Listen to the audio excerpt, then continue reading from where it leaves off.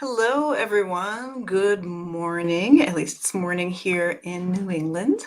I'm Laura Tempest Zakroff, and today doing a live stream to talk about Oracle decks because it is a wide and confusing realm out there. When we refer to an Oracle deck, it often conjures up certain ideas, and that has a lot to do with what's on the market. So technically, when we think about divination card systems, right, we tend to separate them into there's the tarot decks, which is an established system, right, though many different variations within, and then the oracle cards. And so today I thought I'd delve a little deeper into all the things that are put into the garden. You can see the trash heap, but really it's a garden. There's both, right? There's some compost and there's some amazing flowers in the realm of oracle cards, and finding what deck is good for what you need to use it for. And that's the key thing, because there are so many different decks. And if you're just like, oh, I picked up an oracle deck once and it was sort of meh, uh, that's one of thousands of decks. And was it something that was really geared for your needs, what you needed to look for? Uh, there's so many different factors.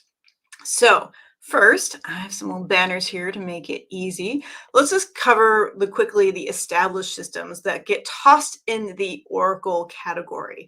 Even though they have been established for some time, there's a whole different varieties of different decks that are made within that system. Back it up a moment. So technically, by the way, anything can be a system of divination.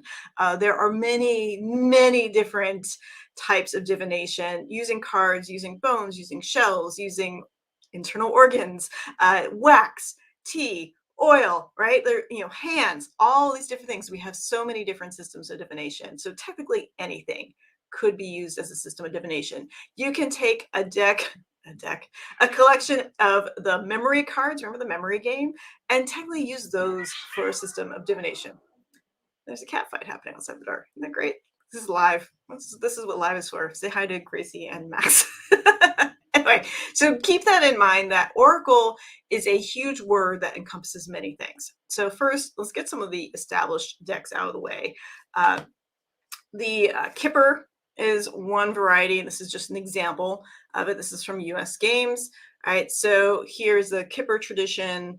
So within Kipper decks, you're going to find certain cards. This is what it's going to fall under. Just like with the Tarot, right, we have the major and minor arcana. The Lenormand, another US Games here, right? You're going to have a set of specific number of cards with specific meanings and layouts. So those things are established, but they tend to be sold under the realm of oracle cards, right? As if they weren't their own sort of thing. So if you're going to use those systems, you need to study them and understand, just as you would with the tarot, what does this mean? What does it traditionally mean? Why was it created?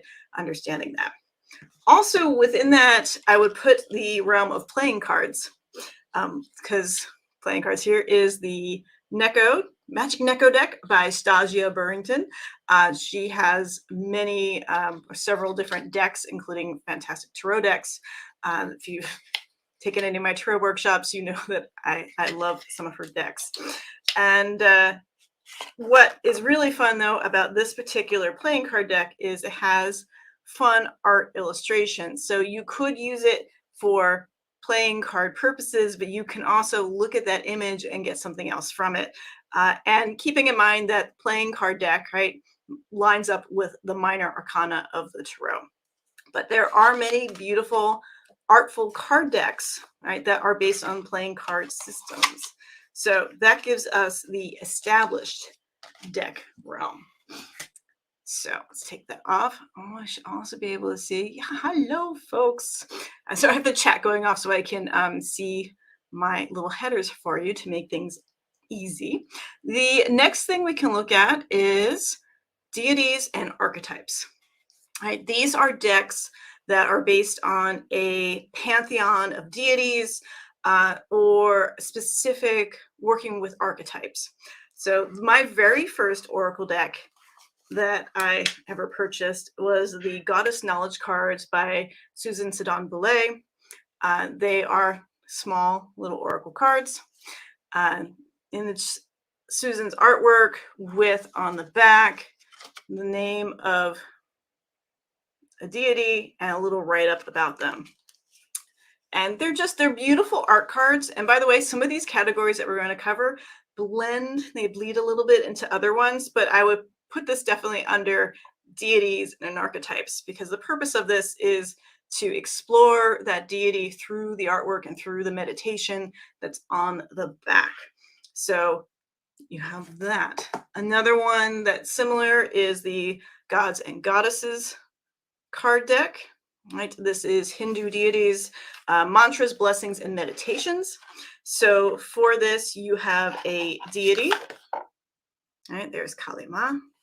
And on the back, it has a mantra, a meditation, all right, little blessings. So the whole point of this, even though you could use these for divination, it's for diving into these deities, whether you are part of that system, which we kind of hope that, if you're using a system of deities, that you are familiar with them or trying to become more familiar with them. But you could also use some of these as archetypes, because archetypes and deities tend to have a similar root. I'm not saying that deities are archetypes, but there is a correlation. So gods and goddesses, and there are lots of decks out there that are based in deities. Also, I'm just going to, as a side note, I don't have the name for this deck because it is in Arabic. And this is another deck I've had for a very long time. It is a particular artist with these Persian paintings that also have little bits from the Quran and from Rumi in them. So this also kind of goes into that realm of working within a religious context of them and for that meditation. So sorry, I don't have more information on that. It's a beautiful little deck that I've had for 20 plus years. But for more modern things of looking at archetypes, I've got two other decks for you to look at. First is Nick Bantock's The Archeo. Nick Bantock, if you're familiar with Griffin and Sabine, he has created this Oracle deck that came out last year from Llewellyn.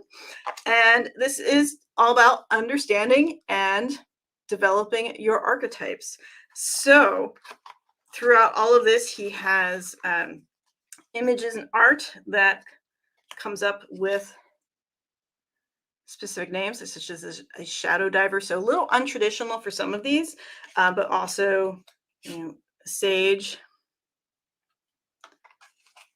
all with Nick's beautiful artwork, siren, etc. So this is one, again, you could use it for divination, but it's a lot of meditational work, a lot of inspirational work. So this is kind of a different purpose than, say, necessarily looking into divining a situation. It's a little more on the guidance side of things that allows for a bit of room of exploration. Definitely a great meditational tool. And of course, it comes with a chunky book to explore that in the stories. So that is one, especially if you're uncomfortable with deities, if you're uncomfortable with spirits, different systems, if you want something that is just sort of non-secular, the Archeo is a great deck to work with, and especially if you're working with clients who might not appreciate a more witchy perspective. But if you are working with magical people, another great deck is Witches of Legend. This is by Annabelle Lewis. And this deck, I believe, was kickstarted. This one deals with deities and archetypes. As you see, the first card here I have is Saraswati. But then you have also, let's see, Persephone, Nyx. I know there are some concepts that are not deities in here. It depends on your perspective on that, right? Morgan Le Fay. So figures from mythology, Medusa, Medea. You can tell these are still in alphabetical order. Marie Laveau, right? So real figures, mythical figures, real figures that have achieved mythical status. So for this, again, not exactly a divination-based deck, but it can be used for meditation and for exploring those archetypes and deities within an inspirational system for yourself. So, of course, you can, again, anything can be used as a system of divination, but this is more delving into the subconscious or the self-conscious part of yourself. to look at that. So let's see our next little banner here. All right, let us go into affirmation and expression cards. Now, if you follow me on Twitter last night, I had a bit of a moment going against the wisdom of knowing that Mercury's in retrograde and Twitter of saying that, can we just talk about the fact that there are a lot of Oracle decks that are really oversized affirmation cards? And a lot of people say, yes. And some people say, how dare you? And I understand both, right? And it's because, again, when we're looking at Oracle decks, it's such a huge nebulous region, and there are so many different uses. And I also said, there's nothing wrong with affirmation decks. But they have different purposes depending on what you need them for. And so I put here affirmation and expression. These are kind of slightly two different ones, but they can often kind of meld into the same thing. And I don't really have in my collection any affirmation decks yet left. I used to have several of them for when I read professionally at the Psychic Guide many years ago, because they were great positive cards for a client to take away. If you had a quick 15, 20-minute reading, or maybe an hour-long reading, you had a few moments left, and just wanted to give them a simple, right? A quick message for them to consider, to meditate upon. Often I use the goddess cards for that too, for the more witchy clients, but I had a few different decks that just have keywords, right? So you often have a keyword that is more of a concept such as wisdom, love, hope, something that feels like focus on this point. I do have these two cards that my friend Bridget sent me that are also affirmation cards, and they are really cute. They are from the Therapets deck. It's your weirdness that makes you wonderful, right? And another little one. You're not going to succeed at everything everything you try, and that's okay. Like, these are great message cards. Maybe that's a better way of putting it, is that these cards are designed to give you a quick message to consider for meditational purposes, to inspire. And again, to really bring it home, I'm not against affirmation cards in any sort of way, because I think there's really amazing power in having a simplified message. And again, it's not meaning I'm dumbing it down. It's sometimes that particular clients, especially, need those keywords to think about, to put on their mirror, to put in their purse, to write on themselves, whatever it is, to kind of take the message of the larger reading. I wouldn't use these, though. This is what separates them out from the other Oracle cards, is I'm not necessarily going to use this to dive deeper into a situation. So when I consider using an Oracle, and I'm just using that particular Oracle to dive deeper, again, words are hard, but say, like, what's going on in this situation, this might not give me the amount of depth that I need from another deck that is more about a situation that isn't giving me a preset message. And so that's where keywords can be awesome, because they give you something to think about right on the surface and go. But keywords can also be problematic in that they may really oversimplify a concept at that time. But for each, depends on who's the client, who's the reader, what's the situation going on. So that's something to think about there. Oh, and expression cards. So as I said, some of these kind of border on that, but what I mean by an expression card is that, so an affirmation tends to be more on the positive side, right? The affirming side of things, where an expression can include affirmations, but it might also give you less positive words to deal with. So that means that you're often combining deeper concepts that also can be used for meditation, can be used a little bit more on the oracular side. Words are hard in the morning. And also kind of a note to know about the history of affirmation cards, and they're still around, some of these decks, but often those decks used to be just words, right? And you can still, as I said, get some little decks that are just simple words, maybe a little tiny image. But the thing about word decks is they often don't sell as well as art decks. So having a beautiful image to look at as well tends to sell more than to look at a little white card with just a word on it. We like a little bit more. It seems a little bit more, it's a more of a show. It's a little more theatrical to have that. So this deck that I have here is by Seattle artist. It's the Illuminated Earth Oracle. And this is beautiful artwork by Claire Mack. And give you a few of these. So you have abundance, but you also have phenomenon and destruction. Right? So you have these concepts, these bigger ideas, so when you're thinking destruction, well, that's not necessarily an affirmation, though it can be incredibly helpful. The same thing with disguise. Right? Of course, there's wisdom, resistance, accomplishment, all of these things. And they have, here, particularly the artwork is amorphous often. It gives you a, something to look into, to contemplate it. And it's the artist pairing their work with these words, which can be a bit different than some decks that are taking art that's been pre-established and putting words with them. So that's what I consider to be an expression deck. It's a little bit different than an affirmation, but as I said, sometimes it can roll over into that. So next, actually, let's talk about art decks.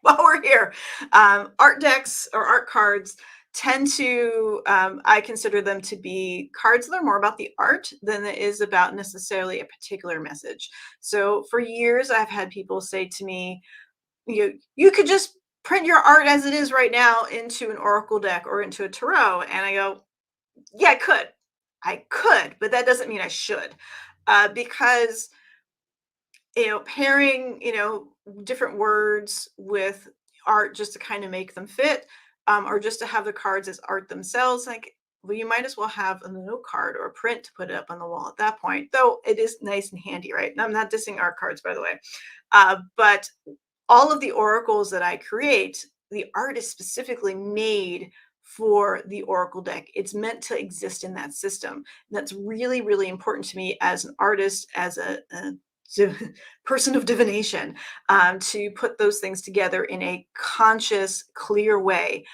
that's intended, rather than mixing, matching. And that's where you get some of the affirmation cards are often kind of random generated artwork that the publisher has gotten a hold of, and they use it for all of their calendar art, and they might use it for their note cards, and they use it for that. It's like, it's all mixed around. They're like, hey, this would make a great oracle deck, let's just slap some words on there, and the artist has nothing to say or has any sort of process in that, especially if they are deceased. So that's where you kind of get a strange little mix of like, well, they're really using the art to sell the product, but is it a product that's been thoughtfully put together? Where art cards into themselves is about exploring art, and clearly you can use this for divination, but sometimes it's just collected in such a way that it's a body of artwork, but is it something that's meant to be a complete system? So I said there's a sort of a there's some nuance to it. So, and I don't have any particular just things that I would say here as art cards.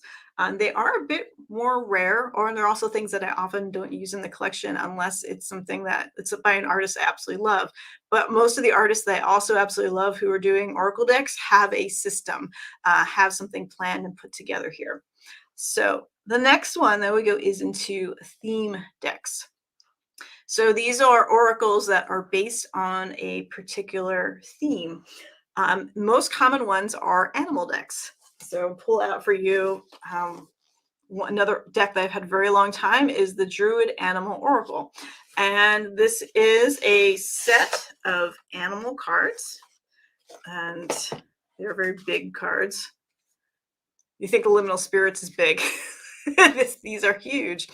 So here it's a set of animals, right? And those are set up into a system, but it's a theme. It's centered around this particular idea or concept. So we have that one. Another one, I'm going to be swimming in decks here, is the Mythical Creatures Oracle by Sky Sibel. So here the oracle is all different mythical creatures, right? And she has, or they have created a system. Here's the satyr. Isn't he cute? He's adorable. It's a nice little size, little werewolf. All right, so here we're going around these mythical animals, cryptids, etc., to use as a system. But that's the theme, right? The theme is it's going to be all of these different things. So you better like the theme. And is your theme going to work for your clients if you are reading for other people? Other types of theme decks. Let's see here. I know I've got more. Here we go. The Tricks and Treats Oracle by Barb St. John. This is a kind of vintage Halloween deck that it doesn't quite fit into the quite exactly the expression or the affirmation. Double Trouble, right? It's a playful deck, but it does have things that are, an expression, potential, but then we also have paranoid. I love this deck. It's a lot of fun. It does have a love card in there. There's the witch set up. So there's a mix of archetypes, but it's all set upon this particular theme. So you have a theme oracle. Same thing would be true for some of the decks that are all about fairies or all about dragons, all about angels. They might blend over with affirmation or expression decks, or they might have a system all unto themselves. Let's see here. We got a few other ones. We got a whole little stack. I would put also into the theme deck, I have this Aradia, the Gospel of Aradia series. So it's based on the idea of Aradia, and the cards are a mixture of kind of say objects and ideas. So the hedge, right, is meant to be, but then you also have secrecy and the unknown, right? So it's all based on a particular text, an idea, a particular group of folklore, but you're not going to get consistently affirmation words or expression words. You have places, persons, and things that are all based within that. So that is that. All right. How we doing? How we doing, y'all? Good. All right. So let's get to, I consider what I'd like to consider is the bulk of decks out there, but it's really the bulk of my decks. And that the decks that I own and the decks that I create. And that is what I call the independent oracular systems.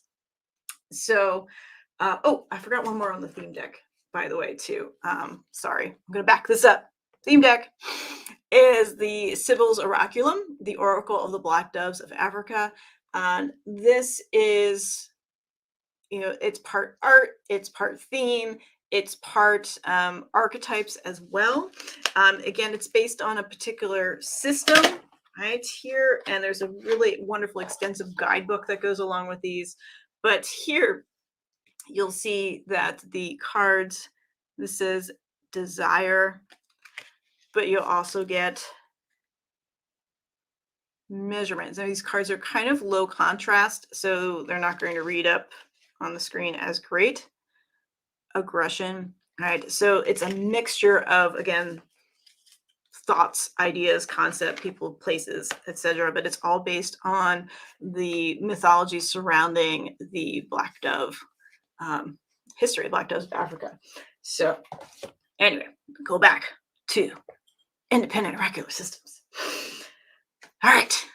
So what makes this a little bit different? Now, of course, the theme decks are divination systems, oracular systems unto themselves, that I like to group them into that subcategory of theme because that is what is the main base of their inspiration. So the Halloween cards have a heavy Halloween theme. Your animal cards are really specifically about the working with those animal spirits or concepts or mythology behind them. And then you have ones that are kind of a set into the system of your own. And I think this is something that's very exciting for artists to do is if you don't want to stick within the realm of tarot and that particular system or the Kipper or any of the other kind of established card systems, but you want to create something of your own, then you get kind of free reign to do that. And that's what my decks have sort of been about is I see a need and I want to create art. How do I put these things together? So a few examples of that. One classically great one is the Fantod Pack by Edward Gorey. This is not this is not a deck that you want to pull out for your regular clientele if you see people off the street, because it is not a positive deck. It is very Edward Gorey, which means it's going to have a lovely, sick, and twisted humor to it, and is not something that is going to give you a clear message right away. And kind of backing off back to the affirmation and expression, right, is you're able to read that keyword. You don't often have to spend a lot of time with the client saying, this is what it means. But if you pull the feather, what does that mean, right? You're not going to be able to say, oh, you pulled the feather. That means the light is there. I mean, you could totally bullshit your way through doing that. But there are some things that it's going to take a little bit more introspection to go, all right, the bundle, the child, the little skeleton, right? They're definitely more the blank, strange little card here. It's much more similar to the feeling of, that was the yellow bird, by the way. The limb. Oh, this is a great one. Right? It's a fun deck. It's really fun. It's very goth. It's a very evergory. And so you got to have a bit of sense of humor and playfulness. But if you have somebody who's in a traumatic situation or really delving deeper into big emotional issues, I probably wouldn't pull this deck out. But it exists on its own. It's sort of the joy of it to itself. It's its own system living in its own land, which goes a little bit beyond theme to me. Another one is the Pathfinder Oracle deck. And this is by Andrew Swartz, who has many different decks. I have another one here I'll also show you. This is one of their newest decks. And this is a really neat system unto itself. They are square cards that have moon phases on them. And you just get the word in here. They're very nature oriented, but it's not just animals. This one is cosmos and storm, moon, boulder, right? So this is clearly a system that they have created that exists in its own realm. It does come with its own little guidebook and a way of doing that. You can't really refer to any other system in order to get this. It is totally devised from the artist. The other one that I have here by them is the Earthbound Oracle. And this one kind of mixes the same kind of, the concepts is sort of similar to, again, like the Kipper or the Lenormand, in that it has beautiful art images, but it has something like here is luck, right? Arcana, but also something like resistance and fear, right? So there's an expression here, so it goes into expression. It's also a bit of art. Protect, old lock. But you need to delve into it, right? It's not going to be often a quick read. It's going to be something where you're going to do a little bit more meditation. It might give you more of a message once you put those cards together. So Earthbound Oracle. It's a nice little deck, kind of nice pocket size. We've got also here, another one is Flowers from the Dead, an animal bone divination deck. And so this one is running into that interesting place between a card system and dealing with bones, as well as expression. So here we have fertility and renewal with kind of this mix of skulls, but then you also have, very simply, the scroll card with some keywords on it. And the crow, mystery, magic. And not necessarily affirmation goes into expression, but is also a system that the artist has created. You have numbers going into these, and they also give you a little bit of guidance, not a huge amount of guidance with this deck. So that is a neat little deck, especially for more gothy pursuits. And another one here is the Traditional Witches deck. This is one that Keldon put out with, I believe, Maggie's the artist. All right, y'all folks, goes for this one too, goes for a lot of these decks. If you're creating a deck, please put your name on the deck. Put the creators on the deck. Put that information somewhere on the box. If it's not going to show up on the cards, please put it on the box. Put it on somewhere where when I pull this out of how many different decks, that I know who has created it. And this is a mix of archetypes, of different types of movements. Here is the Witch Mother and the Witch Father, but you also have things like the Waxing and Waning Moon, and you have animal cards such as the Toad. You have tool cards such as the Stang. So all of these things work into a kind of traditional witchcraft system. So you would need to hopefully know something about traditional witchcraft in order to really connect with these cards. And so to have that familiarity to work with them. And I do believe there's a guidebook as well. So getting to the end here. Another great independent system that also blurs the lines is a Compendium of Witches by Natasha Ilinchik. I'm sorry if I mispronounced that. Ilinchik. And this is another Kickstarter. This is a beautifully done deck, gorgeous artwork. And it's really neat in that it's technically, I don't know if you can see this right off here. You can see it this way. Is, I could do things backwards, is that we have two kinds of cards included in this deck. And the first part of this deck seems to be more of an archetype. So here we have the Stargazer, the Alchemist. Sorry, I will for once get this right. The Storyteller. All right, so archetypes, one part of the deck. The other part of the deck are kind of, I love this card, the Crossroads, so Hecate in there. The other part of the deck has this white background, and it's a lot of tools. So we have the sickle, we have the staff, but we also have concepts such as rest and temperance. All right, so it has these multiple ideas. Mountain.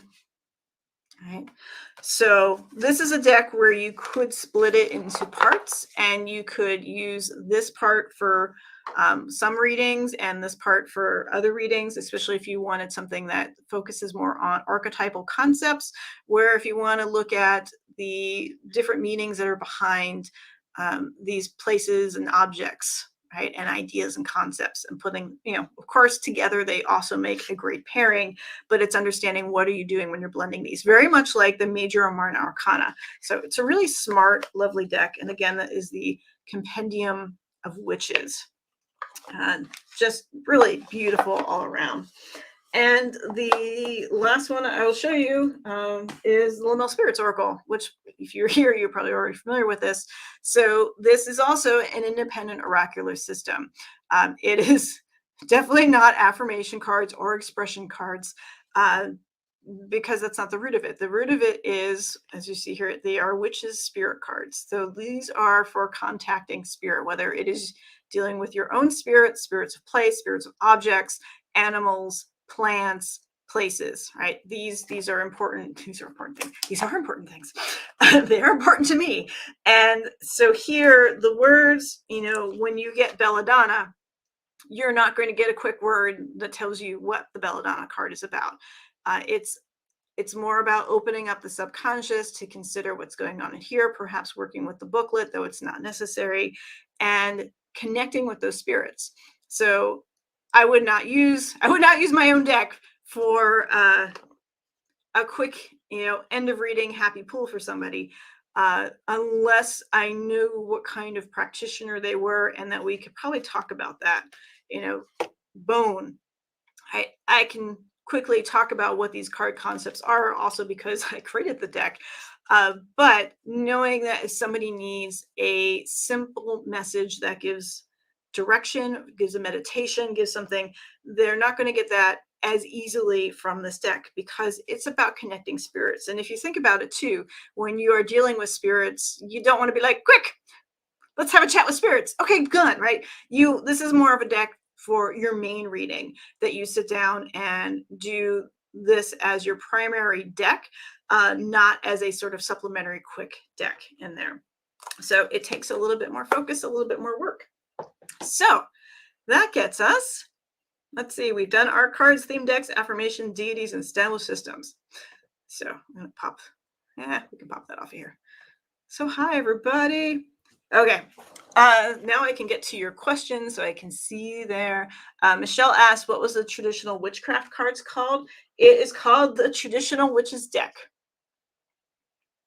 And Keldon, who wrote The Crooked Path, teamed up with artists to create this deck. And I'm not sure quite about the availability, but hopefully, because I think this was a Kickstarter, hopefully these cards get out there more generally.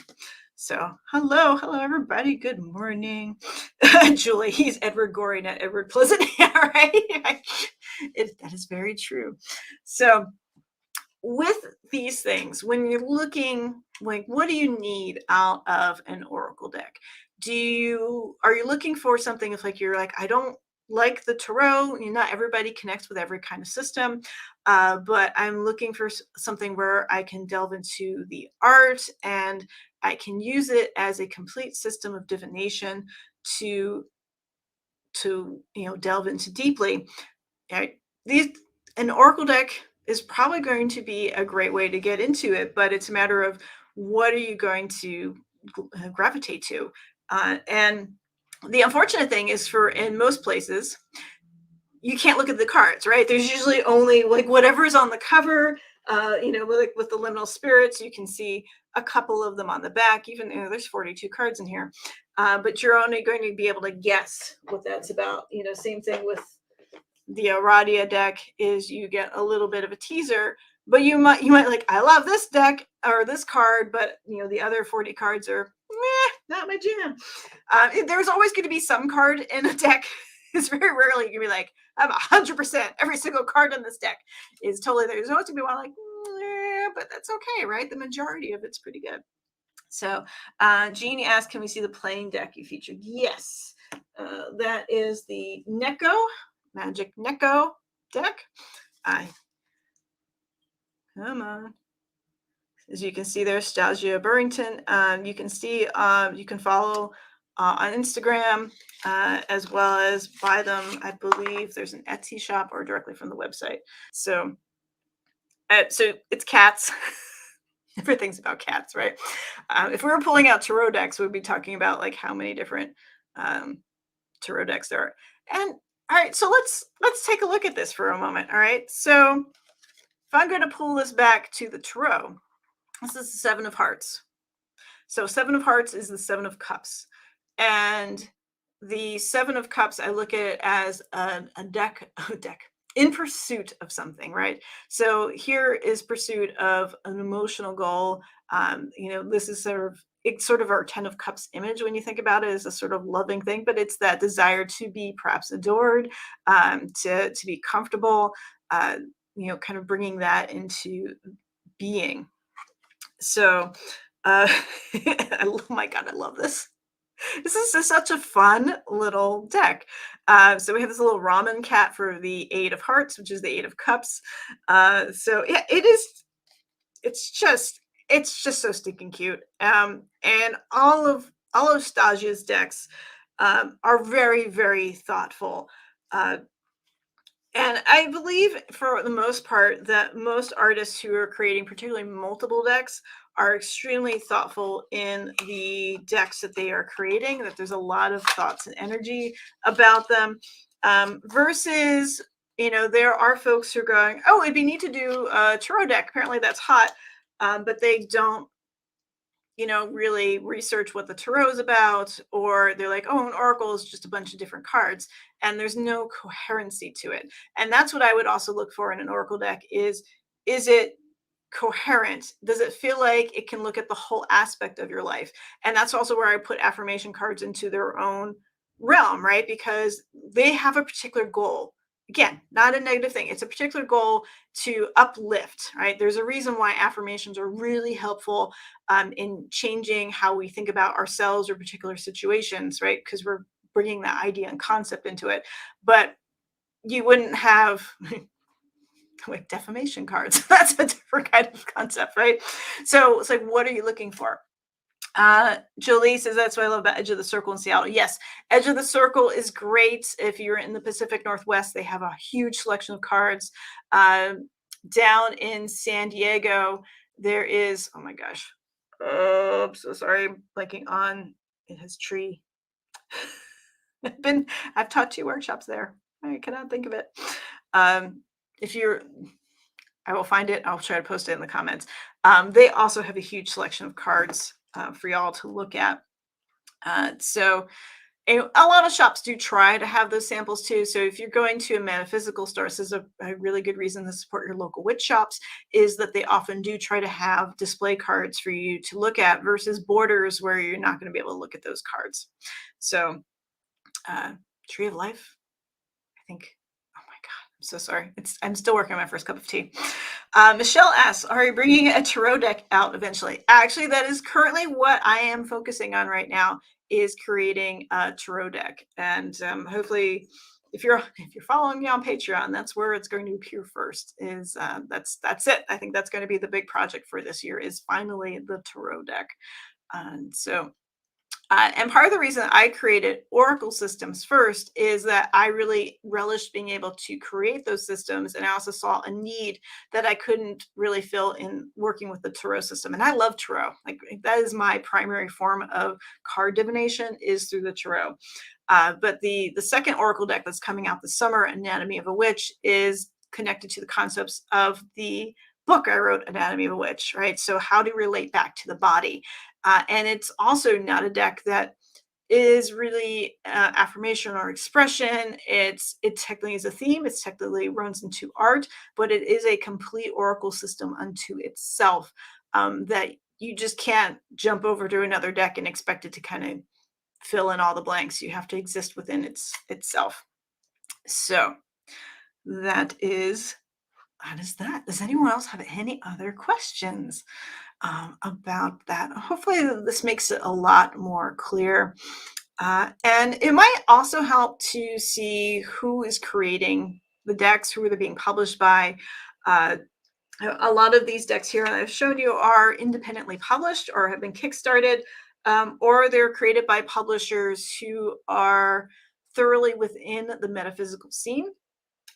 And so they are often, the people working there, like at Llewellyn, are also a lot of magical practitioners. Same with, I know Weiser has a few decks out that, they're really close to folks who are using divination systems and understanding what it's for, versus some of the bigger publishers. Liminal 11 is another great one. That's, this is not a tarot episode, so I'm not pulling out the Modern Witch Tarot, which I think is fantastic, but that is a company that is really thinking about their different cards as tools, versus cards are hot, pretty cards are hot. Let's throw some words and art together. And again, there are great combinations of that, and then there are less successful combinations of that. So it is important. Oh, thanks. Hi, Victoria. Been missing you. So yeah, it can help to see, US Games is all about cards. I mean, that's what they do. So looking a little bit into the background of it, but again, sometimes some decks it's okay that you don't respond to every deck. Like there could be really popular decks out there, but they don't work for you because maybe you don't respond to the art or the system. It doesn't make sense for what you need it for. If you want something that is a complete oracular system, then you're not going to get perhaps a lot of depth out of something that's built more for an affirmation or expression deck. Uh, if you're looking for a meditational tool, then you might not want something that gives you really clear cut messages, or maybe you do. It's so much dependent on your personality and what your needs are. And so I hope this has made the crazy realm of Oracle cards a little bit more clear. And of course, there are so many. Wonderful thing about YouTube right now is that there are a lot of flip throughs. So you can check out a deck online and see what the cards are, and then go to your local shop to support your local deck, your local witch shop, to get that deck in there. So that way you can see what's in it and kind of respond to it. But keep in mind, like, I often like to watch those without the commentary because you're also getting what that person's their um, opinions and experiences are. So, like, for example, the deer card in my Oracle deck, some people absolutely love the deer card, and some people are freaked the hell out by the deer card. Both cracks me up. Because, having created the art for that and the conversation I have with that spirit, it's very amusing. But you might be like, oh, what's wrong with that card if they didn't like it? It's like, no, that has to do with what that person's experience is. So if you like something that somebody else doesn't like, that's the wonderful diversity that we have here. So again, hope this was helpful for you. If you have other questions or thoughts, you can always post them in the comments here, whether that's on Facebook or YouTube, wherever you are viewing that. And maybe also share some of your favorite Oracle decks. Like I said, this is just a little selection of ones that I thought kind of exemplified what I was going to talk about today and what I just happen to have here without a lot of digging. So go forth, explore oracles, find ones that you connect with, and hopefully have a really enjoyable experience. So thank you very much. Talk to y'all later. Bye.